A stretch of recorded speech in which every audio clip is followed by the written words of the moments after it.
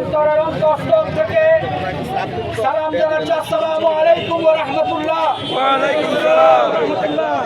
আজকে জুলুম, নির্যাতন, নিপীড়নের পথ মারিয়ে লড়াই সংগ্রাম করে বাংলাদেশ আবার দ্বিতীয়বার স্বাধীনতা অর্জন করেছে। আপনারা সকলে জানেন, বিগত 16টি বছর ধরে অন্যায়ভাবে, অসাংবিধানিকভাবে এদেশের মানবতার মুক্তিকামী সংগঠন বাংলাদেশ জামাত ইসলামী, ইসলামী ছাত্র শিবিরের উপরে কিভাবে জুলুম, নির্যাতন, নিপীড়ন চালানো হয়েছে এদেশের জনগণ তার সাক্ষী। আপনারা জানেন, বিগত 16টি বছরে আমি আমার নিজ বাড়িতে একটি দিনের জন্য আমি ঘুমাতে পারিনি। আমার অপরাধ ছিল আমি ন্যায়ের পক্ষে ছিলাম, আমার অপরাধ ছিল আমি সত্যের পক্ষে ছিলাম, আমার অপরাধ ছিল আমি এদেশের তৌহিদি জনতার হৃদয়ের স্পন্দন ইসলামী ছাত্র শিবিরের কেন্দ্রীয় সভাপতির দায়িত্ব পালন করেছি। আজকে আপনারা লক্ষ্য করেছেন, যারা জুলুম করেছে, নির্যাতন করেছে, নিপীড়ন করেছে, চাঁদাবাজি করেছে, টেন্ডারবাজি করেছে এবং শেষে ছাত্র জনতার উপরে গণহত্যা চালিয়েছে, সময়ের ব্যবধানে আপনারা লক্ষ্য করেছেন তারা এদেশের জনগণের ঘৃণার পাত্রে পরিণত হয়েছে।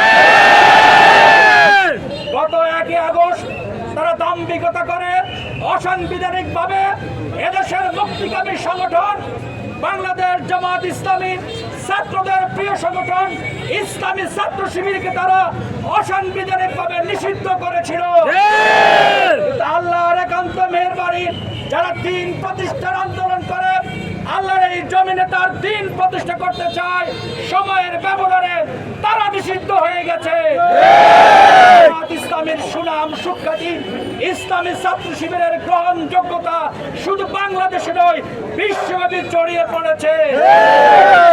আজকে ছাত্র জনতার রক্ত সিঁড়ি মারিয়ে আমরা যে দ্বিতীয় স্বাধীনতা অর্জন করেছি, আমরা শপথ নিচ্ছি আমরা এই স্বাধীনতা অক্ষুণ্ণ রাখবো ইনশাআল্লাহ।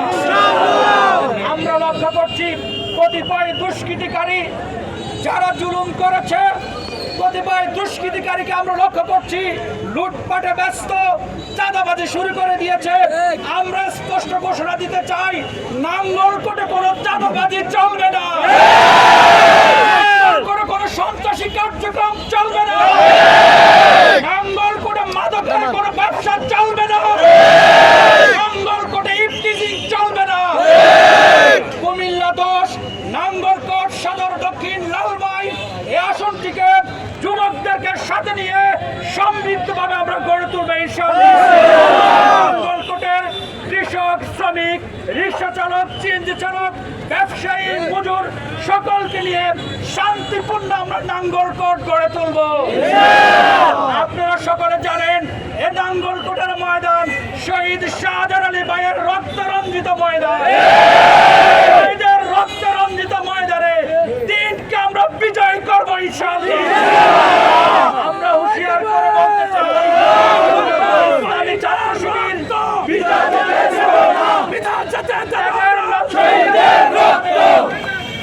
জামাত ইসলামী ত্যাগের নজরানা পেশ করতে জানে, শাহাদাতের নজরানা পেশ করতে জানে, বঙ্গত্বের নজরানা পেশ করতে জানে, প্রতিহিংসা করতে জানে না। জামাত ইসলামীর বহু নেতা কর্মীকে কারাগারে নিক্ষিপ্ত করা হয়েছে, শীর্ষ নেতৃবৃন্দকে ফাঁসি দেওয়া হয়েছে, তারপরে আমরা সন্ত্রাসে বিশ্বাস করি না। ইসলামী ছাত্র শিবির, জামাত ইসলামী জঙ্গিবাদে বিশ্বাস করে না। গণতান্ত্রিক উপায়ে সাধারণ মানুষকে সাথে নিয়ে, ছাত্র জনতাকে সাথে নিয়ে সমৃদ্ধ বাংলাদেশ আমরা গড়ব। আজকে সকাল থেকে পর্যন্ত বৃষ্টি উপেক্ষা করে যারা এখানে এসেছেন, আমরা প্রত্যেককে আন্তরিক মোবারকবাদ জানাচ্ছি, নাঙ্গলকোটবাসীকে মোবারকবাদ জানাচ্ছি। সকলকে ধন্যবাদ জানিয়ে আমার এই বক্তব্য আমি এখানে শেষ করছি। আসসালামু আলাইকুম ওয়া রাহমাতুল্লাহ।